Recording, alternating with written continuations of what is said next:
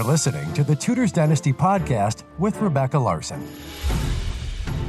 Welcome to this episode on Tudor tombs. I'm your host, Rebecca. On today's show, I'm joined by the fascinating historian, Dr. Kirsten Claiden-Yardley. And today we talk about Tudor tombs. We talk about how they were created, who designed them, who paid for them, what happened to the tomb that Henry VIII was supposed to have.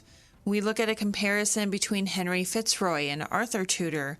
There's so much going on in this episode that I can't wait for you to hear it. So, Kirsten, welcome back. Thank you for having me on again.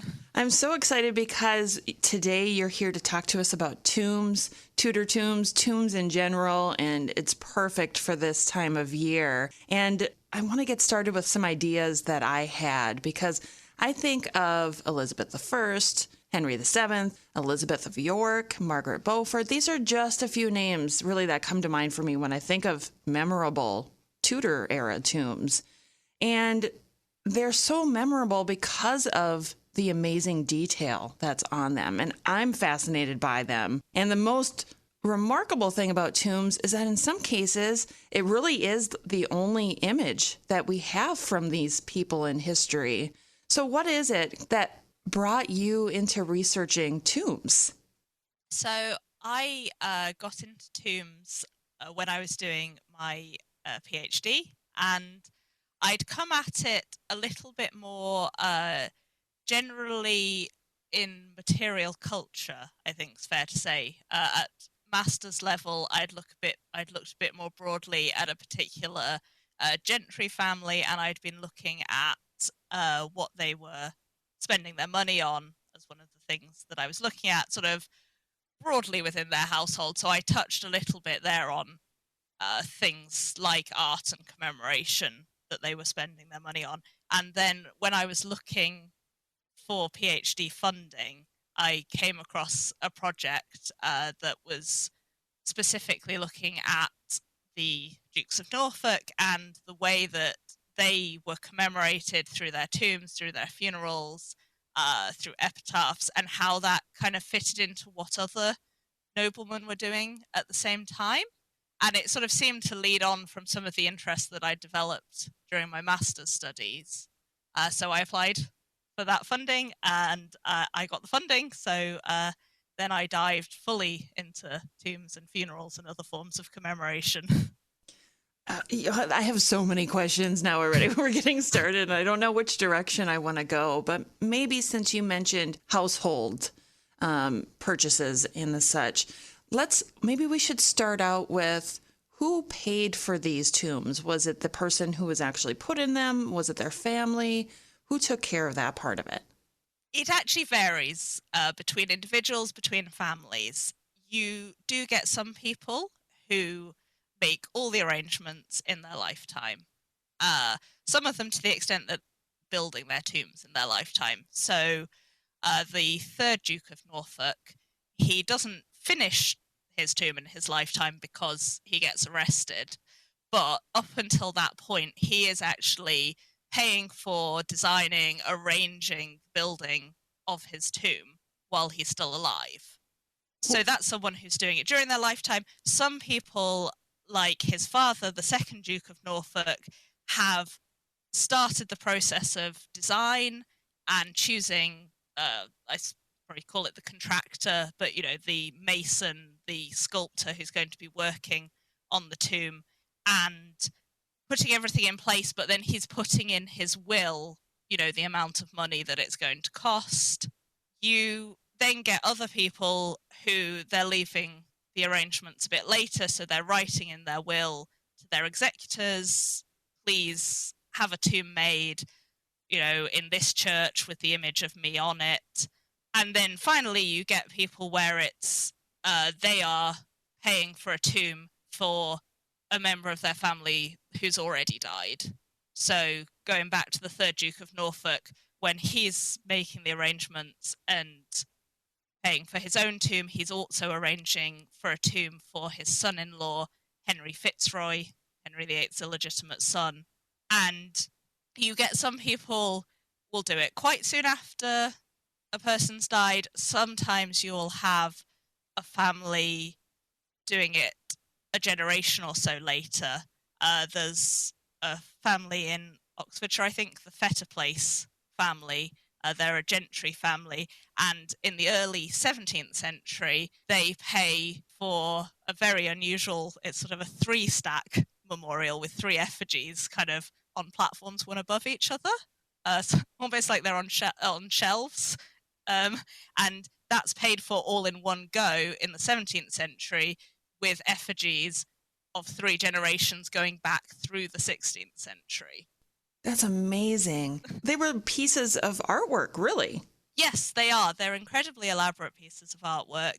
And so how it's approached varies. And the problem in some ways you have is if you care deeply about what you want your artwork, what you want your sculpture to look like, the only way you can actually guarantee that you will get what you want is if you're paying for it and getting the work in progress while you're still alive. Because obviously after that point, you're reliant on people carrying through your requests. And for various reasons, that doesn't always happen. Right. Yeah, exactly. You mentioned, too, the sculptors, or I think you called them the contractors. I'm really intrigued by this because, like I said, these are pieces of art. Do you know were there well-known tomb artists during this time that people wanted? Was there like a run on a Holbein of tombs? Again, you see variations sort of across time. Obviously, we're talking through the Tudor period. That's quite a long time period, and around the country. So I said contractors. It's kind of the modern term for it because there wasn't really a trade of, tomb carver as a job title. There were people who specialized in tombs, increasingly so, but they would also do other types of work as well. So going back to your question about big names, there are some big names. You've got people like, and I'm sorry to any Italian speakers that listen to you, Pietro Torrigiano, who does Henry VII's tomb, and Henry VIII looks at using him to make his own tomb, but doesn't in the end. Towards the end of the 17th century, end of the 16th century into the 17th century, you have Maximilian Colt, and he makes the memorial that's put up for Elizabeth I, and he also works on a lot of noble tombs at that kind of transition period into the 17th century. So those are some big foreign origin sculptors coming in.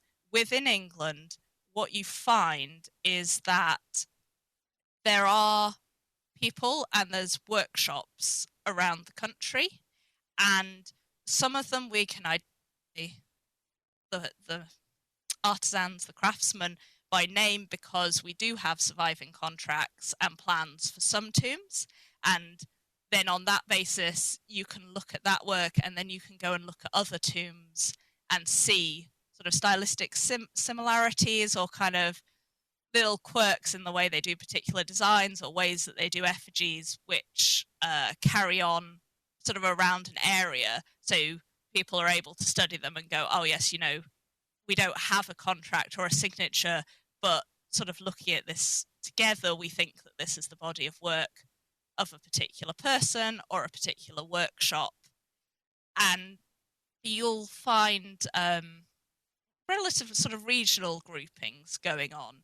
So there's a man called Richard Parker who is quite a well-known alabaster worker, a sculptor working in alabaster, and he's based in the Midlands, sort of mid-16th century onwards, and there's a whole selection of tombs in that Midland area of England which have been attributed to him either concretely with documentary evidence or on a stylistic basis. The problem we have sometimes with these craftsmen is, for a lot of them, we have their name. We might know a few bits and pieces, sort of birth, marriage, death, if we can find them in parish records. We might be able to piece together a body of work, but we don't really have a full life biography for them. Sort of beyond that, you couldn't sort of write down a full life story outside of their work for a Hmm. lot of them. That's a shame. It really is. There are some just gorgeous tombs out there. And I do want to touch base with you a little bit because I keep talking about how their artwork, but what kind of things were generally included on tombs? If somebody's going to go out and start looking at tombs, what is it that they can gain from looking at them? Can they pick up little bits of history that maybe they didn't know otherwise? So I'm going to talk specifically here on tombs of the nobility. There is variation if you're looking at memorials made for people with other kind of social backgrounds.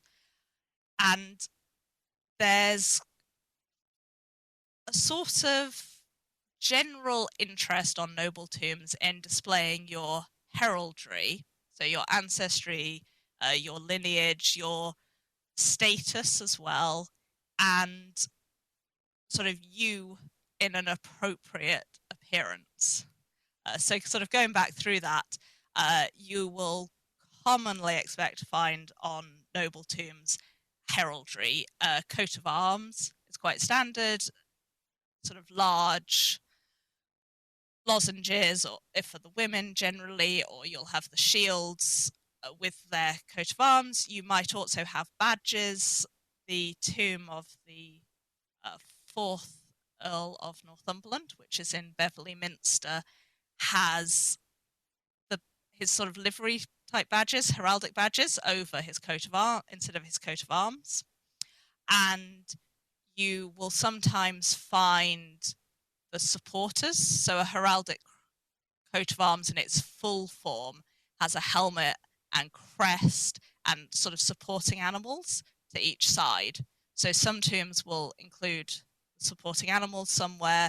Sometimes the men, their heads will be resting on the helmet and the crest.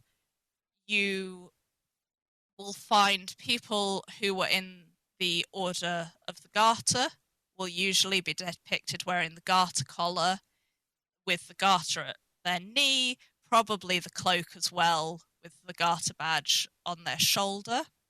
Early in the 16th century, sort of end of the 15th century into the early 16th century, you might get the Lancastrian collar of S's.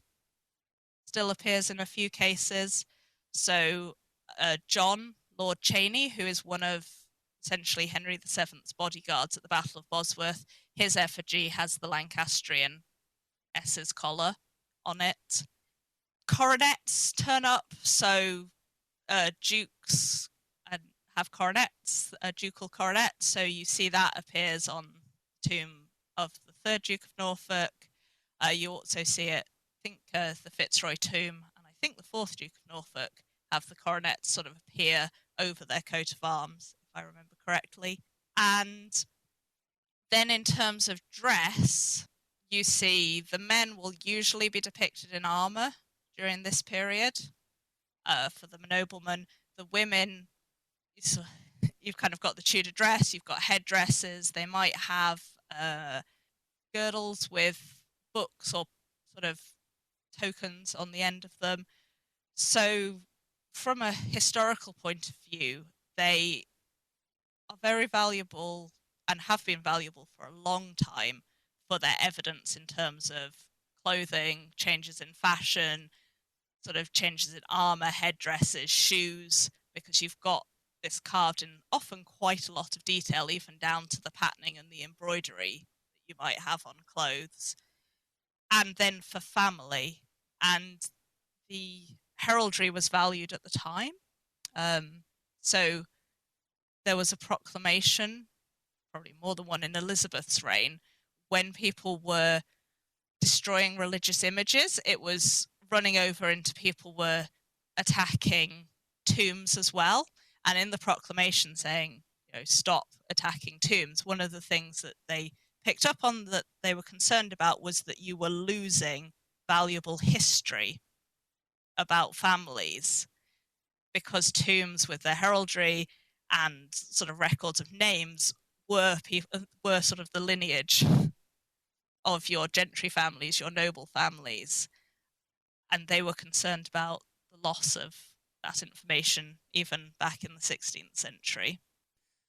You mentioned Elizabeth I and the stuff that happened during her reign. What happened to some of the less fortunate tombs during the dissolution of the monasteries? A lot of them get either destroyed, lost, or sold off. It's common to find relatively common in England to find brasses, for example, in parish churches around the country, where the back of the brass has an older memorial on it. And a lot of those have been bought up from the religious houses when they're dissolved, and then people have reused them. And you get that a little bit with other elements of tombs. So there is a tomb in Hurstmonceux Parish Church, which is in Sussex, which is supposed to represent Thomas Fiennes, who was Lord Dacre of the South, and his son. But when they were looking at the effigies on that at a later date, they discovered that the heraldry, sort of underneath the paint, was actually the heraldry for Lord who died in 1455 and had a tomb at Battle Abbey. And then obviously when the abbey was dissolved, they'd sold off these effigies and had been bought up to be used for this new later memorial. So that happens to some tombs. Some people do attempt to save their family memorials. The 3rd Duke of Norfolk, he tries to get Thetford Priory turned into a parish church or a collegiate establishment. And one of the things that he says when he's writing to Henry VIII about this is that, this is the place where I'm building the tomb for myself and your son. He doesn't get his way in that case. Thetford Priory is dissolved. It becomes a ruin. And he moves his own tomb and Fitzroy's tomb out, and they end up at Framlingham Parish Church, which is fairly easy because they were in pieces, we think, still being constructed.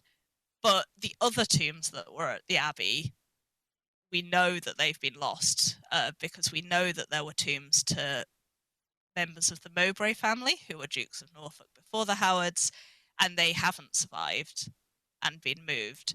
And you get a similar story in various other families where some people will choose to move some of their ancestors' tombs to new locations, but others just are lost to us now. Oh, that's so sad. I think of all the times that I see images of tombs where the person that it's representing is missing their nose. How does that happen? That is largely a matter of time and how tombs have been viewed and treated over the centuries. Obviously, things like noses, fingers, points of daggers, little statues on the side, these are things that are easy to knock. So you get a mix of deliberate damage, which is often linked with iconoclasm, so it's attacks on religious imagery or things that are perceived as religious imagery. And you get waves of that in the 16th century, linked to the Reformation. You also get it taking place in the 17th century as well. And then there's just accidental damage over time. Churches aren't always kept in a good state of repair. If you're looking at church history, they go through periods where they get into ruinous states, they have to be repaired. So you might have just things falling into the church building, damaging them, or people are going to repair stuff and in the process accidentally knock something nearby. So there's all sorts of ways that you can get the small incidental damage taking place. You do also get graffiti. If you look at a lot of 16th century tombs, you'll see they've been graffitied over the centuries. And there's an interesting conservation debate, which tips into some of the other work I do, as to whether you should repair this type of damage. Should you take something that's been knocked off and reattach it? should you, if you've completely lost an element of a tomb, should you rebuild it completely and put in a replacement element? And a lot of the time, the attitude, certainly in England today, is not hugely in favour of completely rebuilding an element and putting it onto the tomb if you've lost the part completely. So there's not really any drive to go back through and put noses back on, for example. Right. Well, I guess that makes sense because you still want to keep the integrity of the tomb. So if something was damaged recently and you still have the piece, I could see reattaching that. But I guess I see the mindset of maybe why you wouldn't want to do a rebuild or a bigger restoration project on them. Yeah, and it's something that's changed in attitude. So in the past, there have been restorations and repaintings of tombs, sort of different generations preceding us. So it's a little bit of a mix as to whether things have had repair work done or not.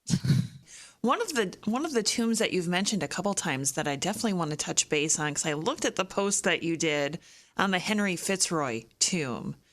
And that one, when I looked at the image of it, it kind of reminded me of Arthur Tudor's tomb as far as how it's shaped. Arthur's tomb was more just rectangular. There wasn't an image of him on top of it.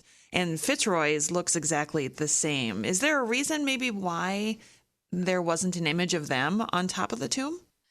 That's an interesting question. So the rectangular nature is, to a certain extent, the general trend in noble tomb construction at the time when those tombs were being built.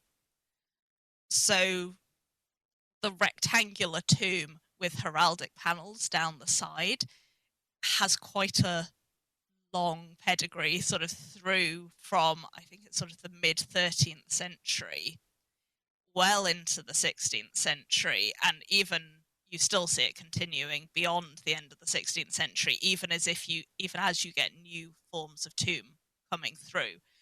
So that element of the tombs, it's not really a surprise that they're similar. You can find similar looking tombs across lots of England. The lack of effigy for Henry Fitzroy, I think, is tied up with the history of his tomb. There's a very disruptive process to constructing that tomb. Ooh, tell us more. So it's tied up with the Duke of Norfolk's career. So the Duke of Norfolk is building in the 1530s a pair of tombs, one for Fitzroy, one for him. And as far as we can tell, they were due to work together as a set. So the Duke of Norfolk, his tomb now, it has full-length statues of Old Testament figures, and it's got effigies on top of it. The Henry Fitzroy tomb has heraldry around the edge, and it's got a frieze of images from the Old Testament. We also have various bits and pieces that were dug up at Thetford Priory. And so the thought is that it was intended to have bust figures on the tomb of Henry Fitzroy, and to have frieze panels on the tomb of the Duke of Norfolk. What's a frieze panel? So sort of the rectangular panels where you have a scene carved in relief. So around Henry Fitzroy's tomb, you've got images from the Old Testament. So you've got Lot and his daughters being turned into pillars of salt. Oh, interesting. And similar images around the edge. So the thought was that there may have been intended to be sort of equivalent New Testament type scenes going around the Duke of Norfolk's tomb. But he hadn't finished the work by the time he gets arrested. Because at the end of Henry VIII's reign, the Duke of Norfolk and his son, the Earl of Surrey, both get arrested. And at that point, the tomb construction has had to be put on hold for a bit because Thetford Priory has been dissolved and Framlingham Parish Church isn't big enough. So they're actually in the process of enlarging the church to be able to fit the tombs in. because they're the Dukes of Norfolk and they've got enough money to do that. But obviously that all gets put on hold because the Duke of Norfolk is in prison for all of Edward VI's reign. A little hiccup there in the plan. Yeah. So when he is released from prison, the work kind of restarts, but he dies not long after his release. He's around for a little bit, sort of first year or so of Mary's reign. And so then the work is being finished off in the mid-1550s, sort of 20 years after it was started. And so what we see is Fitzroy's tomb seems to have been the least completed when the work got disrupted. And so instead of carrying on with the original plan, they seem to have shifted and put on these heraldic panels which match the heraldic panels on the tomb that's being built for the wives of the 4th Duke of Norfolk and intended for the 4th Duke of Norfolk, except he also gets arrested and then executed for treason. Well, where was Fitzroy's body while they're constructing his tomb? Because obviously it wasn't inside of it, was it? They weren't building around. How does that work? Bodies and chest tombs is an interesting thing because they sometimes contain the body inside the tomb, but not always. Sometimes the body is in a vault with the tomb above it. And particularly if your tomb isn't finished yet, you may bury the body in a vault already and then construct the tomb above it. Occasionally there's intentions to relocate people once you've finished your plan for, particularly if you're having a tomb and maybe a chapel around it and it's not been finished. Okay. So Fitzroy, I believe, he's buried at Thetford Priory before his tomb is built. I do not know if he got relocated to Framlingham Church. I do know that the 3rd Duke of Norfolk, they opened, I can't remember if it's the tomb or a vault under the tomb, but something got opened in the 19th century and they found more than 2 bodies. Oh my. But I don't think, as far as I'm aware, they didn't conclusively identify them. I think people think that the 3rd one might be the 1st Duke of Norfolk, but if I remember correctly, that's not been 100% proved. Oh, what a tough area to study with so many unknowns. And obviously it's difficult these days because where in the past we get various stories of people who just open up tombs and vaults. Right. Either during building works or out of curiosity. I think it's Catherine Parr that her tomb is opened up lots and people are taking souvenirs of her hair. Right. But today, you wouldn't do that. You know, the process of within the Church of England today of getting permission to do an exhumation within a church, it just wouldn't happen that you could go into a parish church today and open up a tomb or a vault to check who's there and to find out who they are. It's really hard to get that permission. Obviously vaults here can mean slightly different things. Some are accessible rooms where maybe it's slightly easier to get in and you can see a coffin and sometimes it has an identifying name on. But it's just so much harder. So we're often reliant on kind of people's accounts from the 19th century when they were going around opening up and sort of going, oh, hey, and I found a tomb and I found a coffin in it and it had a nameplate on it. So I reckon that it's this person. Oh, wow. Or, we opened it up and had a look to see what was in there and whether they had an injury. And it's just to a modern kind of sensibilities, like the way they're writing about these tomb openings and exhumations is actually quite shocking. So nonchalantly. Yeah, really. And yeah, just sort of very much from a sense of curiosity, but I think we would probably see quite a lack of respect, I think, in the way that they're treating the remains that they're finding. Oh, hey, it's Rebecca here. I'm sorry to interrupt the show. I just want to do a shout out to all of my patrons. And if you love this show, you want to hear more of it, want to show your support, please consider becoming a patron on Patreon. Just go to patreon.com/tutorsdynasty. Click Become a Patron to find out more info. We got some cool stuff coming up. So let's get back to the show. Speaking of lack of respect, the one that I think of the most is the tomb of Henry VIII. What happened? Why does he not have the magnificent tomb that he expected to have? I mean, the short answer is because it wasn't finished when he died. So just like many other people in the country, he had the problem that if it's not done by the time that you die, you have no control over the process going forwards. So he says in his will that it is almost made, his tomb. And he wants it to be completed, but Edward VI doesn't get round to doing that. Some elements is down to religious change. So Henry VIII originally envisaged his tomb having a chantry altar with it. Obviously, as we go through Edward VI's reign and we get the sort of intensity of the Protestant Reformation increasing and chantry chapels are being dissolved, that gets ditched. Even though it's his father, the altar, the priest, they stop paying to have a priest say masses for Henry VIII. Otherwise, Edward VI is still overseeing a country that has economic problems.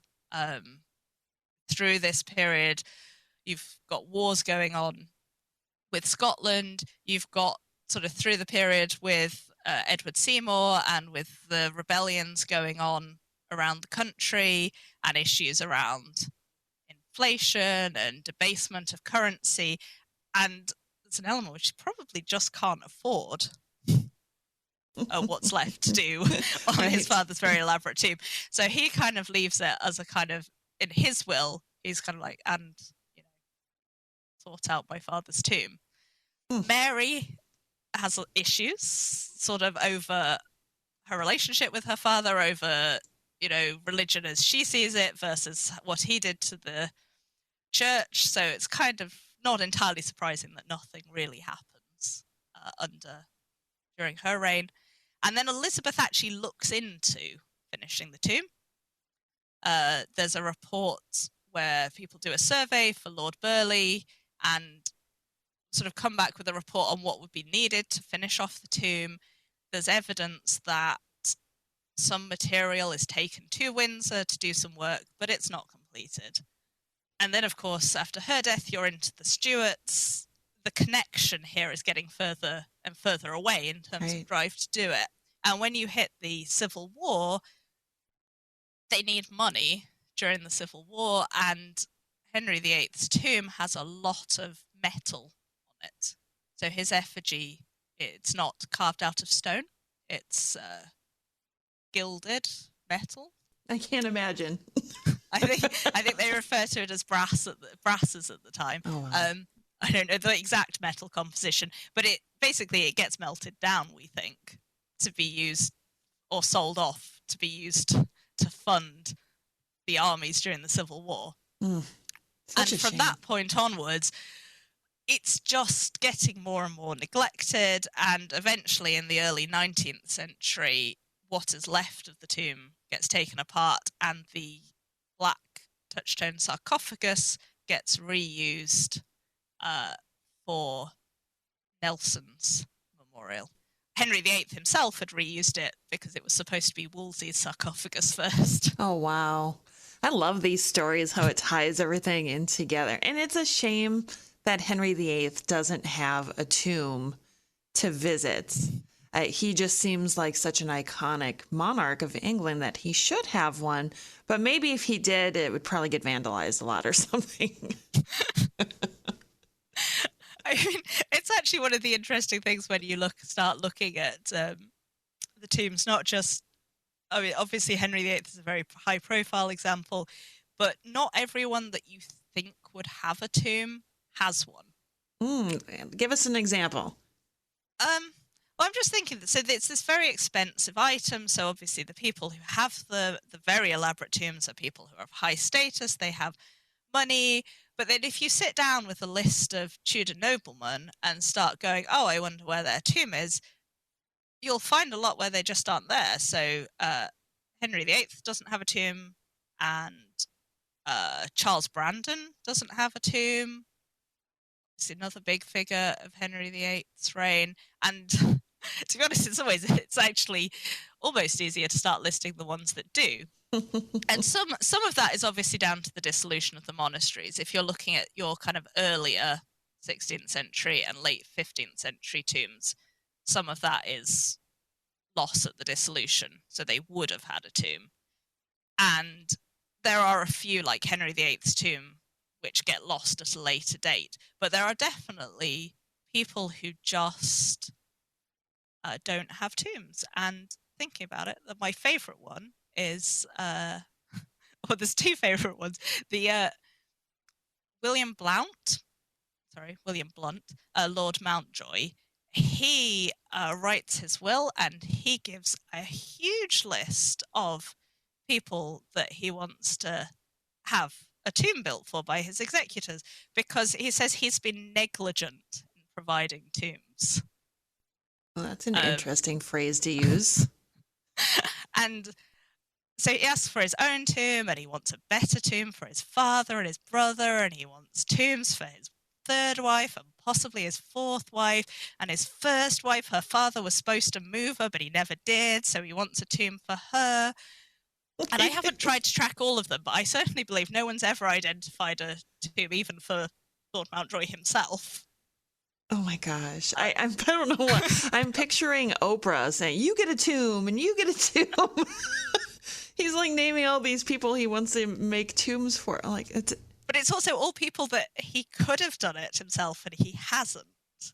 And Thomas Grey, the second Marquis of Dorset, is similar in that his will says that he wants his executors to carry out the request from his father's will. So his father had asked for a chapel and a tomb for his parents 29 years earlier, and Thomas Grey hasn't done it. And so in his will, he's saying, and can my executors now take care of doing what I hadn't done for my father? I didn't want to do this, so you guys can take care of it now. Wow. I'm curious too, Kirsten, when you go to visit tombs, there's got to be something that draws you in to want to visit particular places or tombs. What pulls you in? What is that trigger for you where you go, I really need to go see this, and this is why I want to see it? Gosh, I would say it's a whole mix of different issues. Sometimes it will be a particular person where I'm really interested in them as a person, and I know they've got a tomb, so I want to go see them. Sometimes it will be a particular church where I know that there's a particularly large collection of memorials in one place. So, you know, you're going to be able to go see several very grand tombs sort of in a single chapel, and so you get the kind of whole dynastic element to it. Sometimes, though, to be honest, it's just that I am in the area and there is a church that I have not been to before, and I just want to go see what their tombs look like. You're so fortunate to be near these places, because there are so many of us who would love to see them. So for those of us who want to see them, but we can't travel to the UK or we're not close enough, what options do we have other than just looking at images online? A lot of the time, images online are the only option, really, and they are, you know, it's better these days. Obviously, a lot more people put images online, and compared with not that long ago where you would have not had many at all. Your problem that you tend to have is that certain tombs are more photographed than others. You know, they're more famous, they're easier to get to. Some of these tombs are in churches that aren't open all the time. Some have been completely closed down. So it's harder to find images for those. Or often, infuriatingly, people will always take the image from the same angle. So you Right. see, like, one element of the tomb really well, but, like, you'll never see sort of the foot end or something. Yeah, So that you is don't frustrating. necessarily get the full picture. Another thing to look at would be antiquarian accounts. So this is kind of from the 17th century through the 19th century. You have people who maybe they're writing a history of a particular cathedral, or possibly a county might be getting written about, and they will go into quite a lot of detail in tombs because there was a lot of interest at that time in memorials, so they take the time to write about them. And occasionally they do sketches as well. The descriptions can be a little bit wordy to try and understand what they're trying to say. The advantage of those sort of documents, there's a practical advantage, which is a lot of them have now been digitized and can be found online via Google Books and so forth. And the other advantage is that they capture the tombs before the 19th century, because the 19th century in England saw a lot of church reordering going on. There was a lot of a drive to increase seating, and as a result, tombs were moved around because they felt that, sort of in terms of the sort of theological thinking at the time, that the tombs were in the wrong place of the church where they shouldn't be because they're detracting from the religious worship or they're getting in the way of seating. So stuff gets relocated. Salisbury Cathedral is quite impressive for this. Actually, it's the late 18th century. They take tombs from all around the church and neatly line them up under the arcades in the nave, which is very striking visually, but it's not telling you where the tombs were originally if you go to see it now. But if you go look at some of the older descriptions from before the work, you can find out where they were originally. They also rebuild some of them. So John Cheney's tomb, which I mentioned, the effigies are on a chest which was constructed in the 18th century. And you lose the Earl of Northumberland's tomb at Beverley Minster used to have a freestanding canopy, which has now been lost. So there's all these kind of bits and pieces where if you just look at the images, or if you get the chance, you just go into the church, you can't assume that what you're seeing is what the people wanted back when the tomb was being built. So that's where this antiquarian sort of documents that really comes in handy in trying to understand how they used to be like. And it's something that you don't necessarily have to be able to get over to England to be able to see those documents. Yeah, that's a great tip. Thank you. Speaking of burials and maybe different kinds of burials, and I know you kind of focus maybe a little bit more on the tombs, have you been to St. Peter at the Tower and visited the burials there at all? And if you have, how would you say the feeling is there compared to some of these other places that you've been?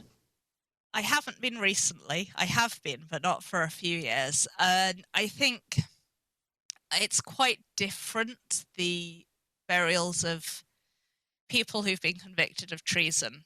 Obviously, they are given a burial place, most of them at St. Peter, but there's no real drive from Henry VIII, obviously being the main one responsible for their deaths, to commemorate them there. So you don't find tomb chests on the whole for people convicted of treason. I think their names are recorded at St. Peter, at Vincula, but their families often, you don't necessarily want to be paying for commemoration for someone who's been convicted of treason because it's not really reflecting well on your family and your own career. There are a few memorials out there to people who were convicted of treason. Some of them are put up later. So there is a memorial to Henry Howard, the Earl of Surrey, who gets executed by Henry VIII, but it actually dates from the early 17th century and was erected by one of his sons, the Earl of Northampton, goes in at a later date and puts that tomb up. And interestingly, the 4th Duke of Norfolk should have had a tomb, and there is a tomb which has the effigies of his wives on, with a gap in the middle, which was supposed to have his effigy in it. Oh. And his will actually, he has a will, and it makes a reference to having his effigy done as well. But nobody seems to have had the drive to actually go back and do that in his case. Even the Earl of Northampton was his brother and puts in a tomb for his father, but doesn't go back and finish a tomb for the Duke of Norfolk. So it's rare to see the same level of commemoration for the executed. I so wish, and everybody knows what a Thomas Seymour fanatic I am, and I so wish. I know if he had survived, let's say he didn't get arrested for all of that, if he had survived, I just have this feeling he would have the grandest of all tombs, just over the top. I can just, like, lots of gold.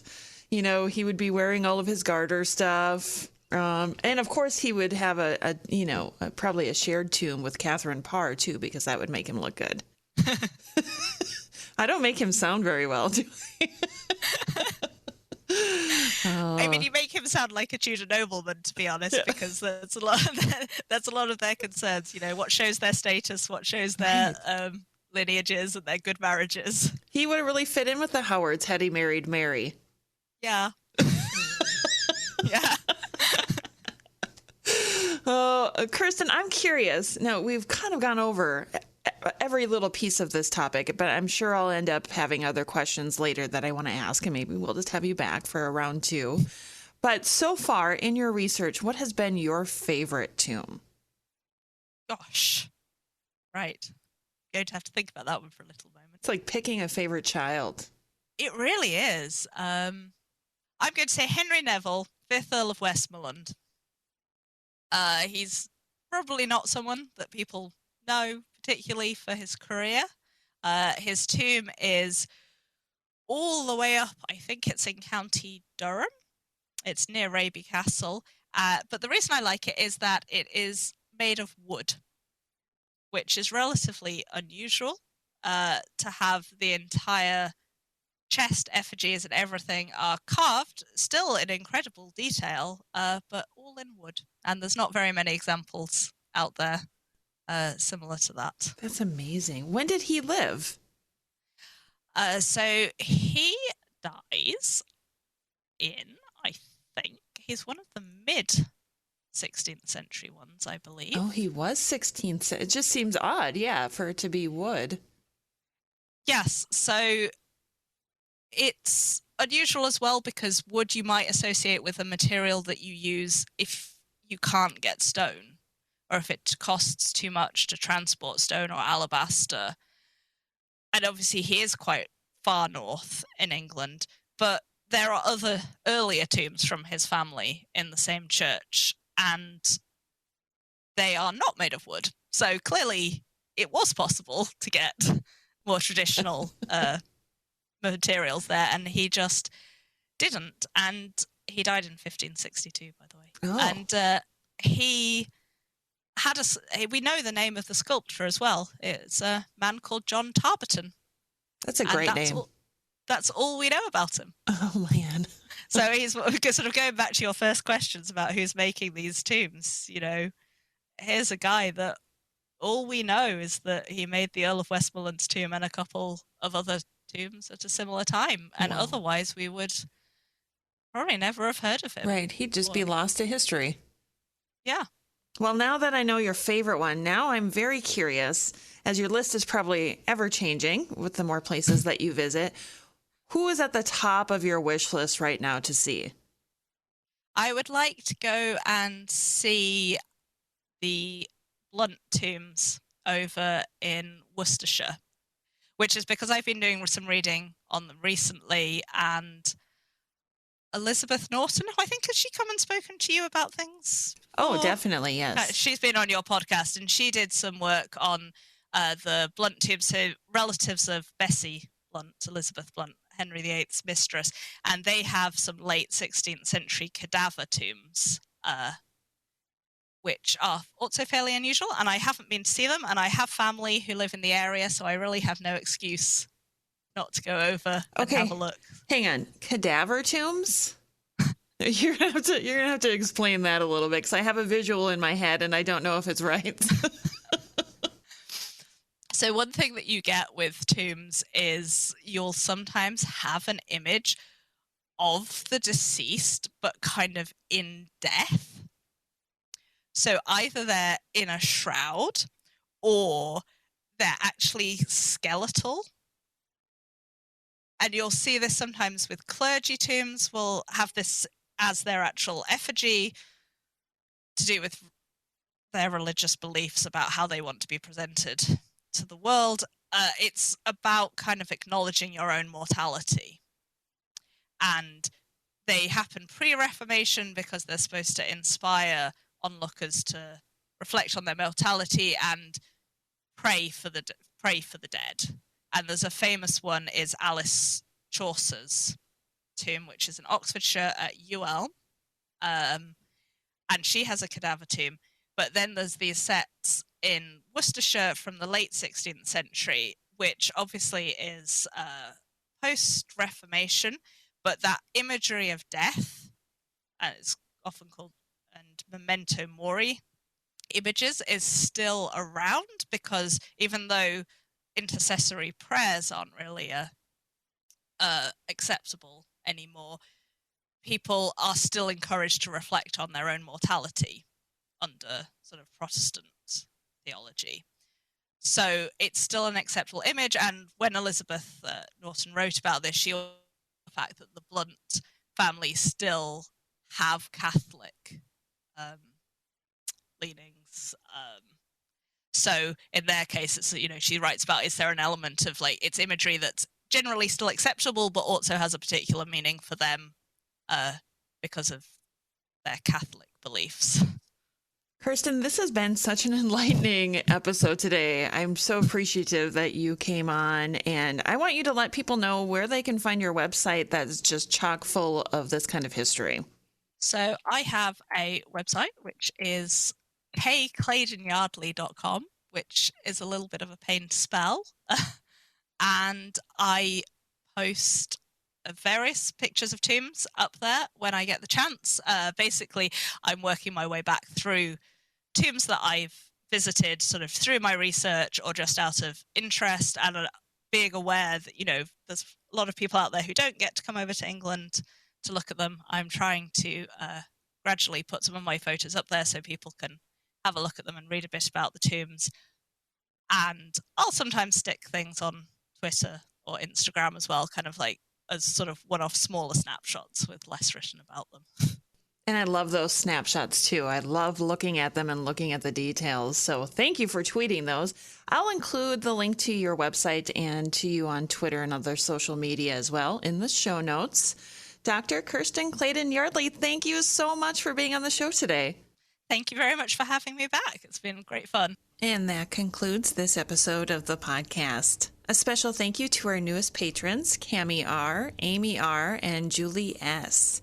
And if you didn't see the news on social media yet, any existing patrons, as well as new patrons on Patreon in the month of October, will receive exclusive access to a Zoom talk on Anne of Cleves by Anne biographer Heather R. Darcy. Also, the holidays are near, and now's the time to pop into my merchandise shop. Go to tudorsdynasty.com and click on Shop in the menu. Up next on Ask the Expert, Melusina with Christine Morgan. Ooh, I can't wait to hear this one. Thank you so much for listening. And Jack, put on your pants.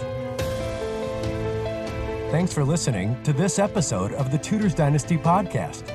You can follow and support the Tudors Dynasty Podcast on Facebook, Twitter, Instagram, and Patreon at Tudors Dynasty.